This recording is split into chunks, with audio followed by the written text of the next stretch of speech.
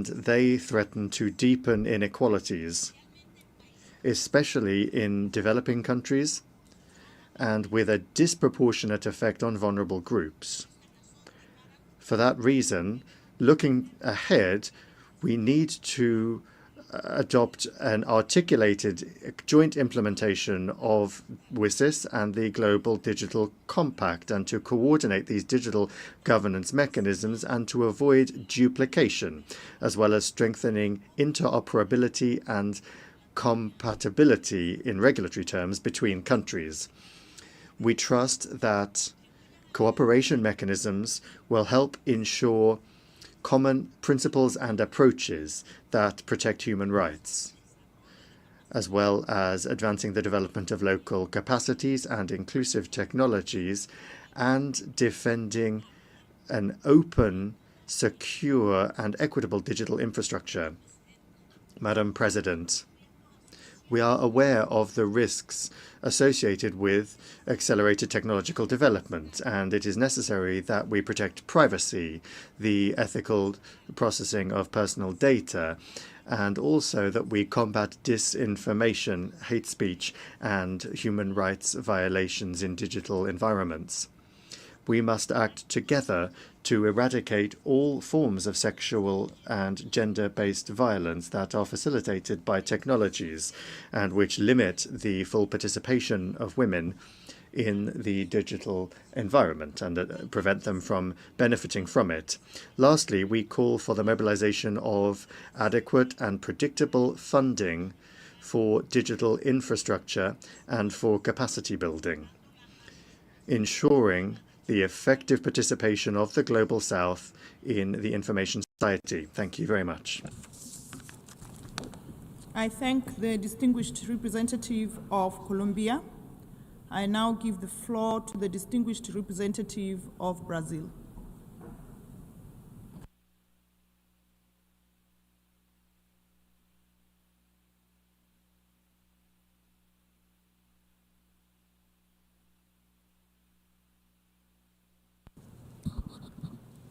Madam President, distinguished delegates, ladies and gentlemen, we believe in dialogue.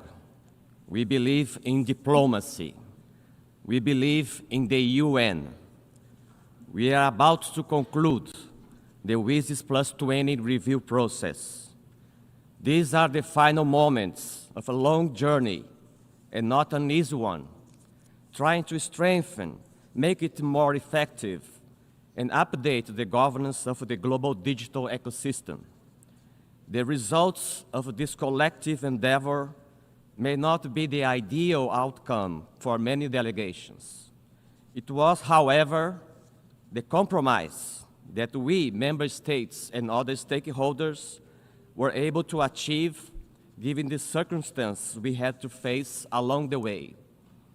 As a developing country, Brazil shares many concerns with countries in the Global South. We seek, as a matter of priority, a development-centered approach to close the digital divides, promote digital inclusion, and reduce asymmetries. For this to happen, we need a multilateral system that is responsive to the demands of the global majority to ensure respect for international law, human rights, environmental sustainability, and digital sovereignty. We believe the UN can play a key role in this regard. We believe emerging technologies should not become new drivers of exclusion or inequality. Digital tools should be harnessed to deliver tangible improvements in the quality of life of people worldwide. Our goal here was to avoid duplication and strike a balance between new initiatives such as the Global Digital Compact and the WSIS architecture, making the most of positive results already achieved over the years. We had to go the extra mile to advocating for human rights, the empowerment of women and girls, and the 2030 Agenda, the SDGs, just to mention a few, to prevent pushbacks in these crucial topics. And there is more. We attach great importance to the paragraphs related to artificial intelligence, a general-purpose technology that is at the center of the technological revolution. The UN should not shy away from the challenges presented by AI systems, which bring great potential, but also present new risks that need to be addressed. Despite efforts by the G77, the draft resolution on the table remains silent on the growing fragilization of the labor rights, driven by the widespread adoption of AI. This omission is particularly striking given the centrality of decent work and social inclusion to the information society agenda. It risks disconnecting our efforts from the harsh realities of workers facing job displacement. Also, information integrity remains a top priority for Brazil. Clearly, very large online platforms have a systemic impact on the erosion of trustworthy information and the polarization of public discourse. We believe states have the legitimate authority to regulate and enforce rules in the digital domain to protect our citizens. In a nutshell, what is illegal offline must be illegal online. We welcome the reference to the Net Mundial Plus 10 conference held last year in Brazil. The São Paulo multi-stakeholder guidelines were adopted in a spirit of balanced representation and openness for the participation of all stakeholders in Internet governance and digital policy processes. We fully support the Internet Governance Forum as an inclusive venue for dialogue on global digital issues. The IGF should not only become permanent, but have a secretariat with predictable resources to ensure its effective functioning and continuity. We encourage governments to have a more active role in the discussions with other stakeholders within the IGF and beyond. In the end, it's a matter of better coordination among all interested parties. Our national delegation here today has members from all sectors of Brazilian society engaged in internet and digital governance. That's the Brasilia effect, embracing diversity, building bridges, coming together as one. Why? Because we believe in dialogue, we believe in diplomacy, we believe in the UN. Thank you. I thank the distinguished representative of Brazil. I now give the floor to the distinguished representative of Italy. Delegates are reminded that statements are limited to 3 minutes for individual delegations. Thank you.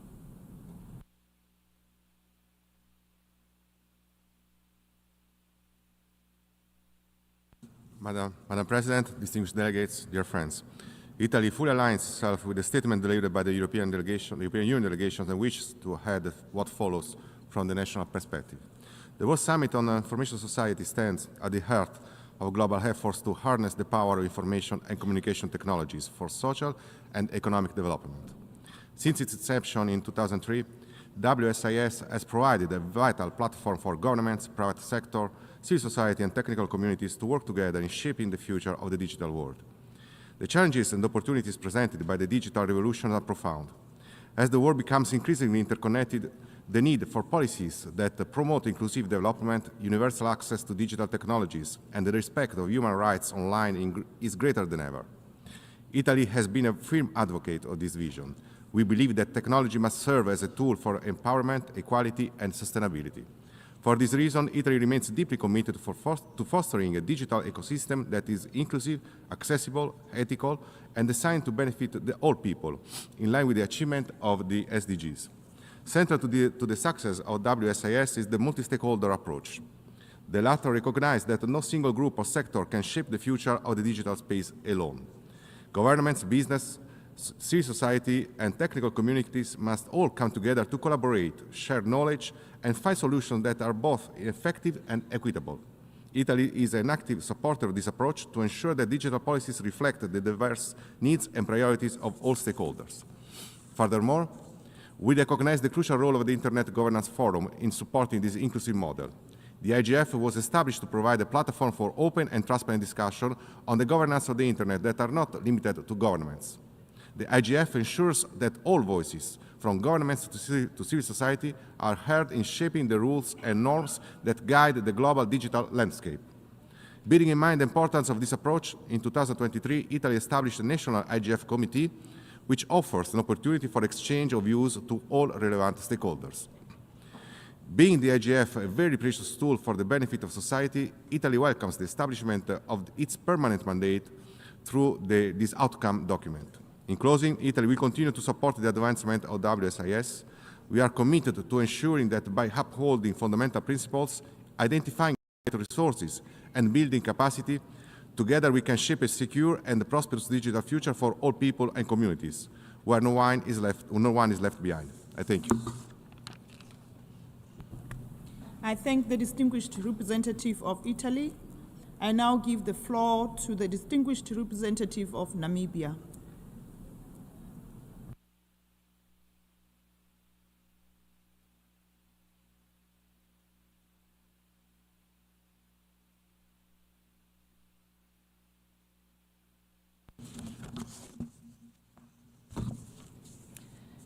Madam President, Namibia aligns itself with the statement delivered by the representative of Iraq on behalf of the Group of 77 and China.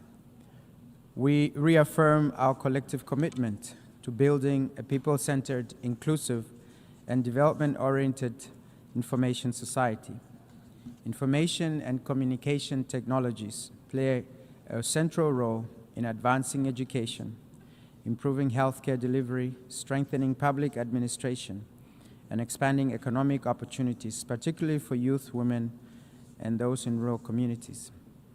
In this regard, Namibia emphasizes that universal, affordable, and meaningful connectivity must remain a global priority. This includes investments in resilient digital infrastructure, particularly in underserved and remote areas, as well as policies that promote competition, innovation, and affordability. At the same time, access must be accompanied by digital literacy and capacity building to ensure that all citizens can participate safely and productively in the digital economy. While progress has been made regarding access, significant challenges remain. Persistent digital divides continue to limit equitable access to connectivity, digital skills, and affordable technologies in developing countries. These challenges are compounded by constrained fiscal space, high cost of digital infrastructure, and limited access to concessional financing for digital development. Cybercrime remains a serious concern that requires concerted collective solutions.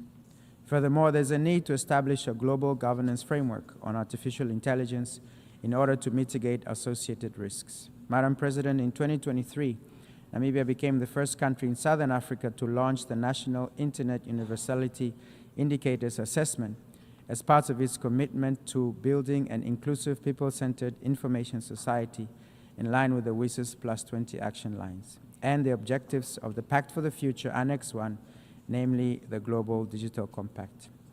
The assessment provides an evidence-based framework to evaluate access, affordability, digital skills, and digital governance, guided by the principles of human rights, openness, accessibility, and multi-stakeholder engagement. In addition, Namibia has integrated WSIS principles into its national vision, Vision 2030, and policies for quality living, education, and health, leveraging ICTs.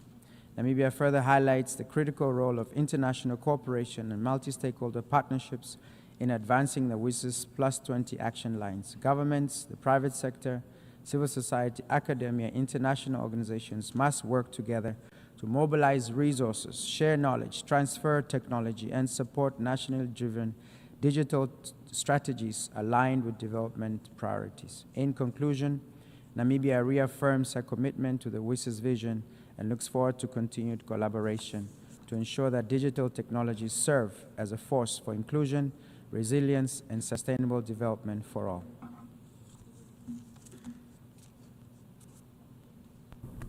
I thank the distinguished representative of Namibia. I now give the floor to the distinguished representative of Costa Rica.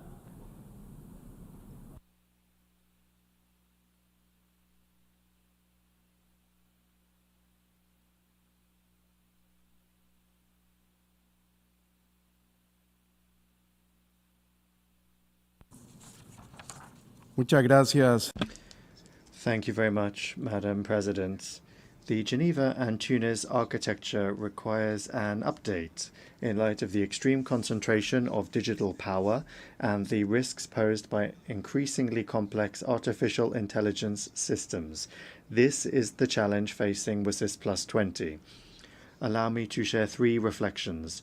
First, we must ensure identical protection of human rights in both digital and physical spaces. This requires robust legal frameworks with binding force. Costa Rica has developed legislation on personal data protection and digital identity that meet international standards. Enhanced protection for children, youth, and women constitutes an obligation under international law. The digital ecosystem must be built on transparency, informed consent, and interoperability that respects national sovereignty. Second, we must strengthen multilateral governance with the effective participation of all stakeholders. As co-facilitators of the International Scientific Panel on Artificial Intelligence and the Global Dialogue on AI Governance, we know that legitimacy requires genuine collaboration among states, civil society, academia, and the private sector. The governance of emerging technologies requires clear and transparent accountability mechanisms. Third, we must close digital divides through international cooperation and sustainable financing. Our Hogares Conectados program has connected hundreds of thousands of vulnerable families through targeted subsidies as well as collective procurement. This model works, but it requires international solidarity, effective technology transfer, and South-South cooperation to be replicated at scale. Madam President, WSIS Plus 20 must deliver measurable commitments with verifiable indicators and align the summit with the Global Digital Compact. Digital transformation must reduce structural inequalities and not deepen them. Only through effective multilateralism will we ensure that every person has access to the digital future. Thank you. I thank the distinguished representative of Costa Rica. I now give the floor to the distinguished representative of Ethiopia.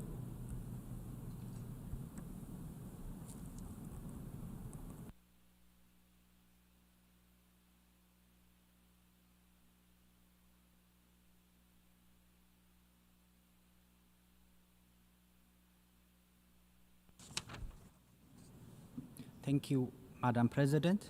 Distinguished delegates, ladies and gentlemen, Ethiopia aligns itself with the statement made by Iraq on behalf of G77 and China. Allow me first to thank the co-facilitators, Kenya and Albania, and the UN Secretariat for their excellent work on the facilitation of the WSIS outcome document. At a time, some key goals of the SDGs are in reversal, ICT the major accelerator of the 2030 agenda. Ethiopia has integrated the transformative role of the digital technologies into our economic transformation strategy that advances a people-centered, inclusive, and sustainable development.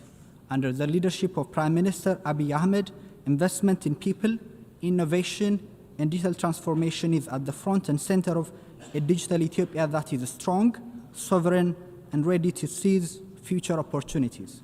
Our recently released Digital Ethiopia 2030 vision builds on past progresses while recognizing the major challenges facing the country. Ethiopia is already leveraging digital technologies across various sectors sectors such as agriculture, energy, manufacturing, services, and tourism with scale and speed. Digital platforms are transforming public service delivery. Over 800 services have been digitized under the MESOB one-stop service centers. Public administration is going digital as taxpayers now use e-filing systems and electronic single window program. Ethiopia is also driving a digital marketplace as we open our digital economy to global and regional investors. Our digital payments ecosystem processed close to 4 billion transactions last year, worth about $100 million US. Ethiopia's national digital ID program is a cornerstone of our digital transformation strategy, with rapid enrollment anchored in inclusivity, rights protection, and integrity. The digital identity program is a key driver of our economic growth agenda. Crucially, it is closing the gender gap, empowering women to access social protection payments and finance, ensuring full protection in the economy.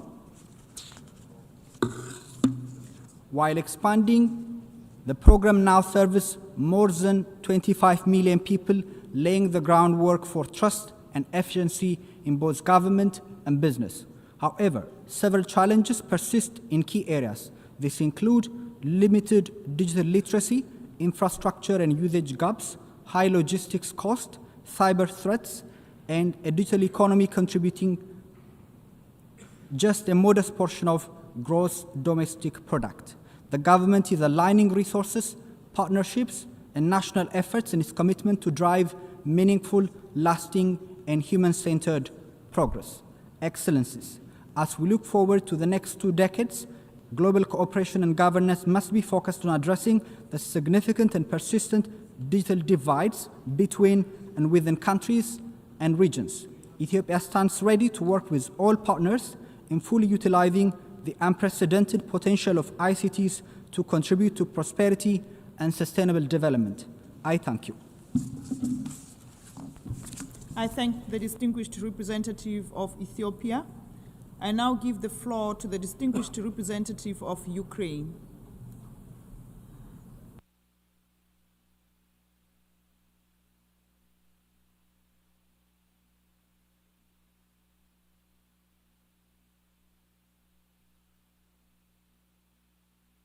Madam President, Ukraine aligns itself with the statement delivered by the European Union. Allow me to make a few additional remarks in our national capacity.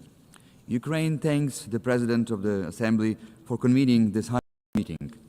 I also express my appreciation to Kenya and Albania as co-facilitators and their teams for delivering the outcome document.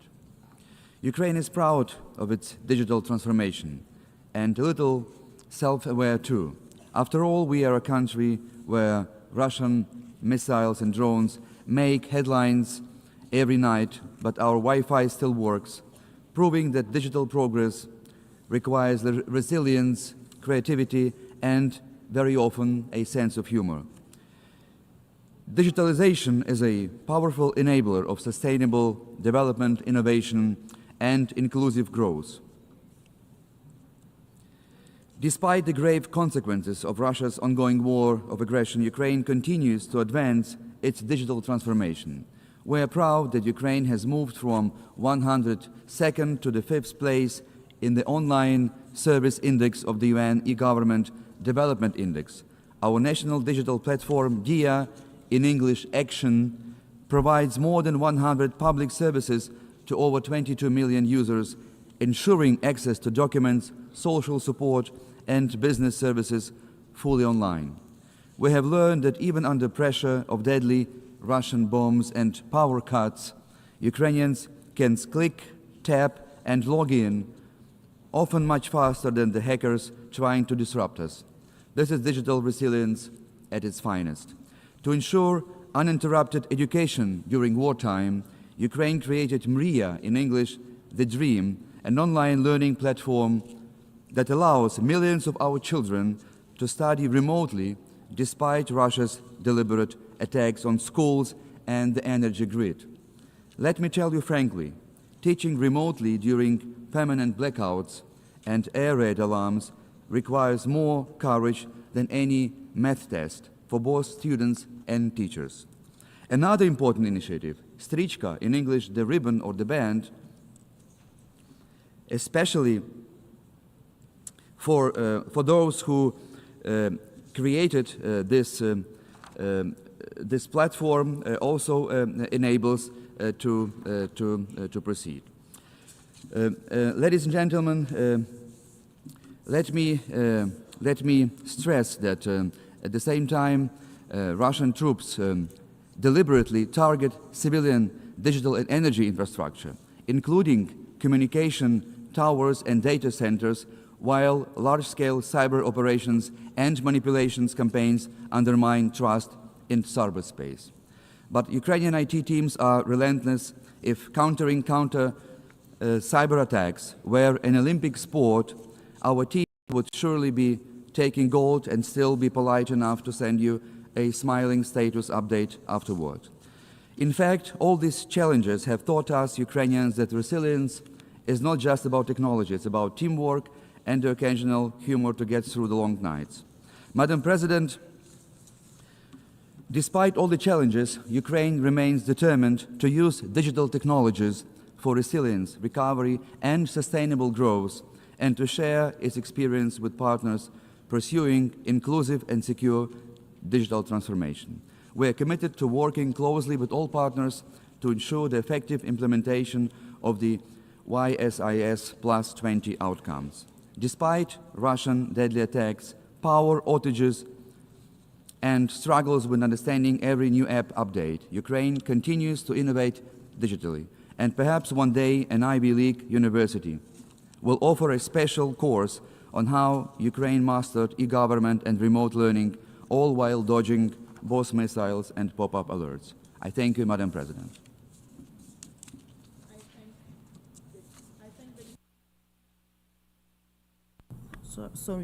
I thank the distinguished representative of Ukraine. I now give the floor to the distinguished representative of Kuwait.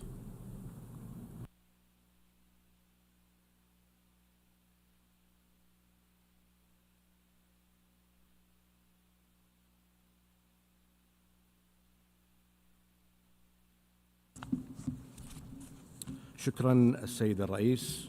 بداية Thank you, Madam President.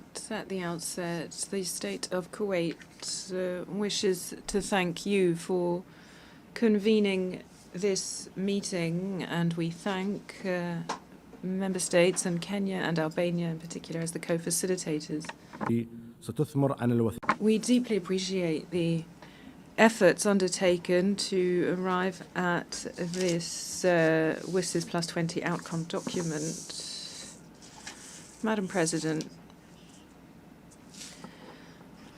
my country finds the WSIS vision particularly important, a vision for an inclusive information society that is people-centered, also aligns with our national commitment to the SDGs and achieving them by 2030. As set out in the outcome document, and for inclusive connectivity, for reducing the digital divide, and for building a safe digital ecosystem.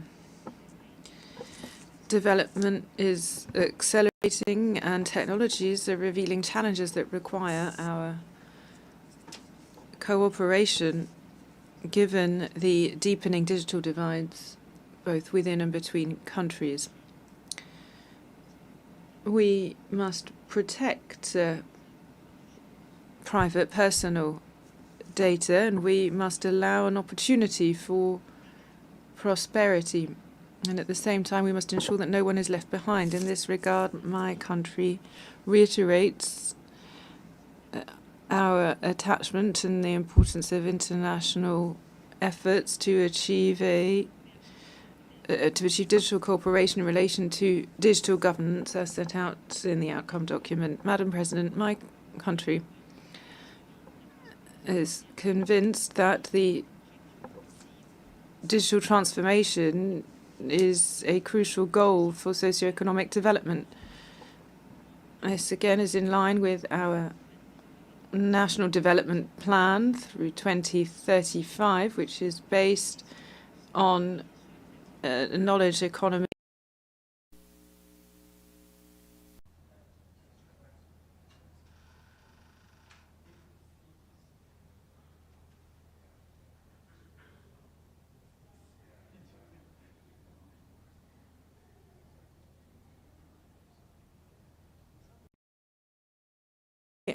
And also for the empowerment of women and young people.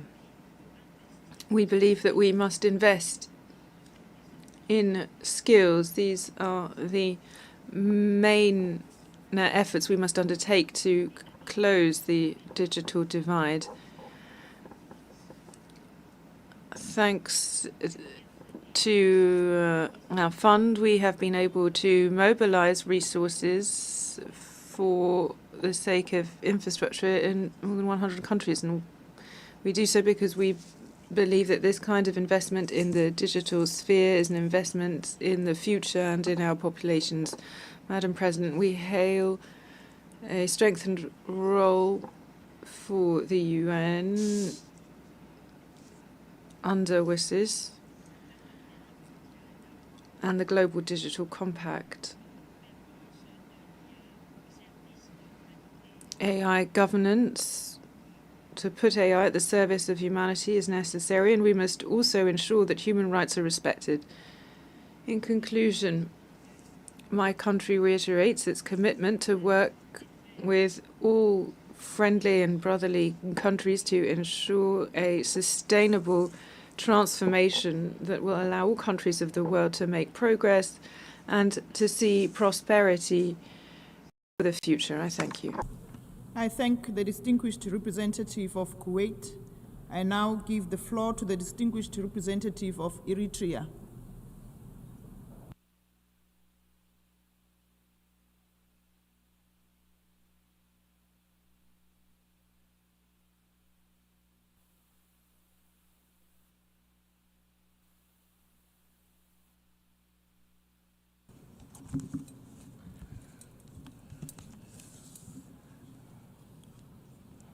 Madam President, Excellencies, distinguished delegates, Eritrea aligns itself with the statements made by the distinguished delegates of Iraq on behalf of Group 77 and China, and the Bolivarian Republic of Venezuela on behalf of the Group of Friends in defense of the UN Charter. We thank the Secretary General for his comprehensive report and welcome this review process. It's crucial in assessing our collective journey towards an inclusive information society. The review process is a strategic opportunity to strengthen and redefine global digital cooperation. Eritrea appreciates our collective commitment to the vision of the World Summit on the Information Society to build a people-centered, inclusive, and development-oriented information society. We believe that digital technology are key for achieving the 2030 Agenda for Sustainable Development and welcome the nexus made with the Pact for the Future and the Global Digital Compact. Eritrea remains deeply concerned about the ongoing and growing digital divides. This gap, exacerbated by financial, technical, and infrastructural constraints, severely limits the effective participation of developing countries, especially the LDCs, in the global digital economy and digital governance. Unilateral coercive measures which impede economic and social development also impede progress in digital transformation in countries affected by these harsh measures. For Eritrea, national ownership and context-specific strategies are essential in this regard. Our approach prioritizes leveraging ICTs to achieve tangible development outcomes. This approach aims to promote digital culture, expand government services, improve public administration, and exploit technology in vital sectors such as education, healthcare, and agriculture. We share the concern in the report about the speed of emerging technologies such as AI. This may exceed the adaptive capabilities of the countries like ours. International cooperation should prioritize capacity building, dedicated technology transfer, and financing of public digital infrastructure. The establishment of a working group to study future financial mechanisms for digital development as proposed in the outcome document is a step in the right direction, provided that it focuses on the concrete needs of developing countries. Eritrea emphasizes that an open, safe, and stable digital space must respect international law and the principles of the Charter of the United Nations. We must all commit to combating the misuse and exploitation of technology to spread violence, hate speech, and disinformation. We emphasize that the right to legitimate use of technology and the internet must take into account the responsibilities associated with it and respect morality, social and cultural values, public order, and the general well-being of the people. In conclusion, we hope that the WSIS Plus 20 review will rekindle our collective resolve to bridge the digital, technological, and economic divide and ensure that global digital governance is inclusive and share its benefits equitably. Eritrea is ready to engage in genuine multilateral cooperation to build a digital future that leaves no one behind, promotes sustainable development, and respects the ownership, sovereignty, diverse interests, and priorities of all nations, regardless of their size or wealth. I thank you. I thank the distinguished representative of Eritrea. I now give the floor to the distinguished representative of Fiji.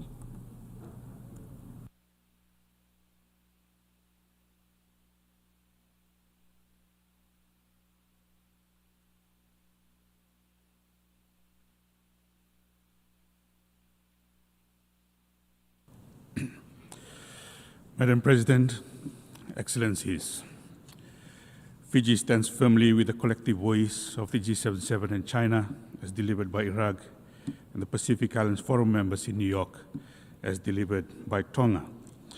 We wish to add few comments in our national capacity. We extend our appreciation to Ambassador Janina of Albania and Ambassador Kokaile of Kenya, their teams and the Secretariat for their excellent facilitation. As an archipelago of more than 300 islands, the digital divide remains a lived reality. It shapes our ability to respond to climate change, deliver education and health services, and diversify our economies. ICTs are lifelines. They power early warning systems, disaster preparedness, climate adaptation, and safeguard our people's everyday lives. Digital transformation is no longer an option, it's a necessity. It is the engine that will propel Fiji to a new era of prosperity. The Secretary General is going to make remarks on Yemen. He's not taking questions today. Distinguished members of the media, very good morning. I have just briefed the Security Council on the situation in Yemen, fresh off my visits to the region, including Saudi Arabia and Oman. Tensions have been simmering across Yemen, and dramatic new developments in the eastern governorates are turning up the heat. Early this month, forces affiliated with the Southern Transitional Council, or STC, advanced on Hadramaut and Al-Marra. As I told the Security Council, unilateral actions will not clear a path to peace. They deepen divisions, harden positions, and raise the risk of wider escalation and further fragmentation. A full resumption of hostilities could have serious ramifications on regional peace and security, including on the Red Sea, in the Gulf of Aden, and in the Horn of Africa. I urge all parties to exercise maximum restraint, de-escalate tensions, and resolve differences through dialogue. And this includes regional stakeholders whose constructive engagement and coordination in support of UN mediation efforts are essential for ensuring collective security interests. The sovereignty and territorial integrity of Yemen must be preserved. Yemen needs a sustainable, negotiated political settlement, one that embraces the aspirations of all Yemenis and brings this devastating conflict to an end. Until then, the Yemeni people will continue to pay a terrible price. Nearly 4.8 million have fled their homes, and 19.5 million need humanitarian assistance. but our efforts to support them face tremendous challenges. In Houthi-controlled areas, the operating environment has become untenable. I strongly condemn the continued arbitrary detention of 59 UN colleagues and partner personnel, as well as staff from NGOs, civil society organizations, and diplomatic missions. I call for their immediate and unconditional release in accordance with international law. In recent days, Houthi de facto authorities referred 3 of our colleagues to a special criminal court. This referral must be rescinded. They have been charged in relation to their performance of United Nations official duties. These charges must be dropped. The continued detention of our colleagues is a profound injustice to all those who have dedicated their lives to helping the people of Yemen. The United Nations and its partners must never be targeted, arrested, or detained in connection with their official duties. We must be allowed to perform our work without interference, and despite challenges, we remain committed to providing life-saving support to millions of people across Yemen. This year, we reached more than 5.3 million people with food, nutrition, water, and health assistance. With adequate funding and operational space, we can do much more. The Yemeni parties have come close to peace before, during the 2022 truce and commitments agreed in 2023. But subsequent developments have severely complicated the situation. Even so, the path to peace is possible. And the United Nations remains committed to supporting the Yemeni people along this path. And I call on all parties to engage constructively with my special envoy, prioritize dialogue over violence, and avoid any unilateral actions that could inflame this fragile situation. The people of Yemen demand and deserve peace. Thank you. Thank you very much. No questions today. We'll try to have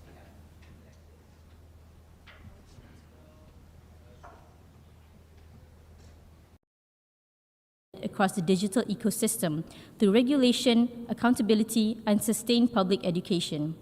Third, digital challenges transcend borders. Effective responses to issues such as artificial intelligence governance, cybersecurity, online scams, and disinformation require continuous global cooperation. Chair, as we move forward, Malaysia believes global digital cooperation should prioritize 4 key areas. First, expanding universal, affordable, and meaningful connectivity. Second, advancing human-centered governance. Third, strengthening inclusive digital capacity building. And fourth, developing resilient and trusted digital infrastructure to support sustainable growth. Malaysia supports the continuation of the WSIS process as an inclusive, rights-based, and technological-neutral multi-stakeholder platform that aligns digital development with the Sustainable Development Goals. We also reaffirm our support to the ITU in continuing to play a leading role in steering the WSIS process. As digital technologies continue to reshape our societies, the WSIS vision remains deeply relevant. Malaysia stands ready to work with all partners in ensuring that no one is left behind. Thank you. I thank the distinguished representative of Malaysia. I now give the floor to the distinguished representative of Trinidad and Tobago.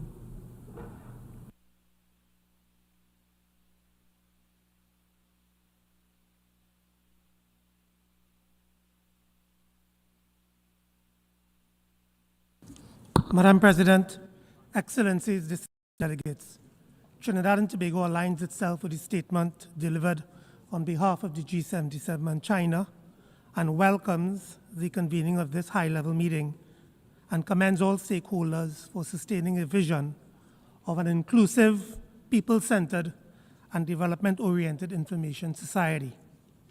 For small island developing states, digital transformation is central to economic diversification, resilience building, and improve access to public services.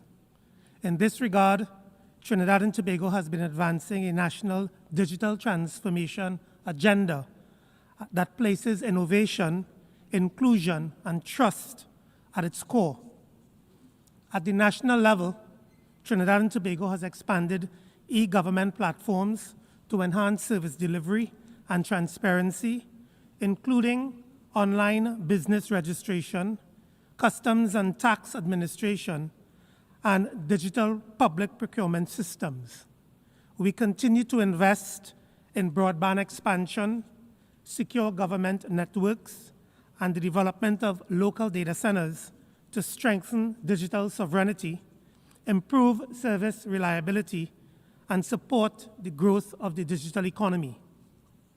We are exploring interoperable, secure, and scalable digital systems that can support the development and use of digital identity management and verification mechanism systems, payments, and data exchange, while respecting privacy and national contexts. We see strong value in global initiatives such as the 50 in 5 campaign, which seeks to accelerate the adoption of digital public infrastructure as pathways to inclusive growth, particularly for developing countries and the SIDS. Complementing this effort are efforts to build digital skills through coding and ICT training programs, particularly for youth and public officers, to ensure our workforce is prepared for a rapidly evolving digital economy. Additionally, Madam Chair, we have initiated work toward a national framework for artificial intelligence, having recently launched a National Artificial Intelligence Assessment Initiative in collaboration with the UNDP and UNESCO. This AI assessment serves to evaluate our readiness to adopt AI in 6 core areas: governance, digital infrastructure, policy, ethics, institutional capacity, and inclusion, a true AI sphere in its figurative sense. This meeting provides a timely opportunity to reaffirm multilateral cooperation, strengthen capacity building for developing countries, and ensure that the digital and AI governance frameworks reflect the realities and priorities of SIDS. Trinidad and Tobago stands ready to work with partners to ensure that digital transformation leaves no one behind and serves as a true enabler of sustainable development. I thank you, Madam Chair. I thank the distinguished representative of Trinidad and Tobago. I now give the floor to the distinguished representative of the Observer State of the Holy See.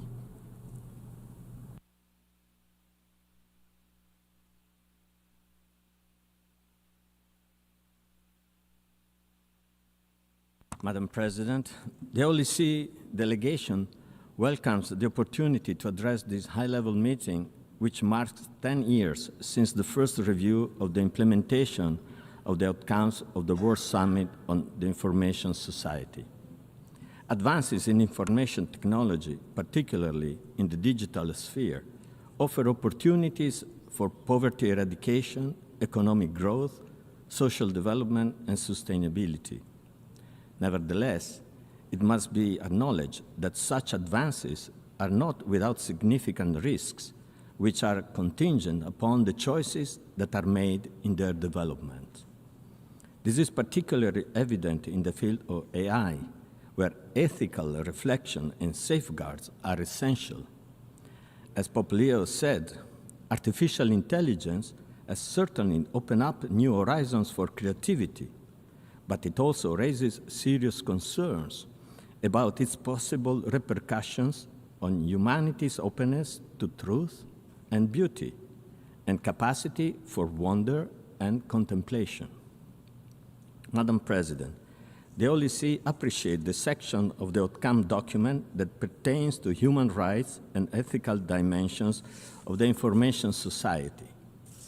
This section emphasizes the necessity of effective ethical management and regulatory frameworks to ensure the protection of all users, particularly children, from the potential harms associated with the misuse of ICTs. It is also important that the benefits of the information society are accessible to all, particularly in developing countries. Enhance international cooperation, controls and policies that foster economic growth and development by facilitating investment, innovation, and effective governance, and both financial and technological resources are therefore needed to address current digital divides. Madam President, in conclusion, the OLC hopes that 10 years from now, the impact of these technological developments will have served the interests of humanity as a whole.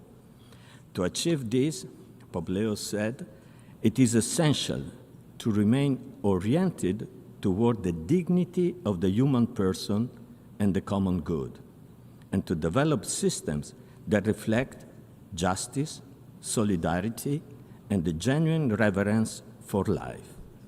Thank you. I thank the distinguished representative of the Observer State of the Holy See. I now give the floor to the distinguished representative of the Observer of the International Committee of the Red Cross.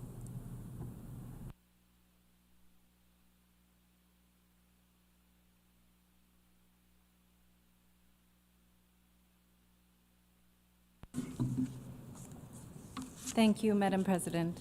Excellencies, distinguished delegates, the International Committee of the Red Cross is pleased to participate in this high-level meeting of the General Assembly for the WSIS Plus 20 review. The mandate of the ICRC, as set out in the Geneva Conventions and in the statutes of the International Red Cross and Red Crescent Movement, is to provide humanitarian assistance to people affected by armed conflict and other situations of violence, and to promote laws that protect victims of war. In today's digital age, the ICRC's mandate increasingly intersects with the evolution of global information and communication technologies. 20 years after the original WSIS vision, digital technologies have become deeply embedded in the functioning of societies. War and conflict are no exception. Digital technologies are increasingly used in the conduct of hostilities between warring parties, including the use of ICT infrastructure. As a result, the protection challenges we confront today in armed conflict are not only physical, but digital. Medical services and impartial humanitarian operations are enabled by digital technologies. They boost efficiency and extend reach. They now depend on data networks, cloud services, digital logistics, and remote diagnostic capabilities. When these systems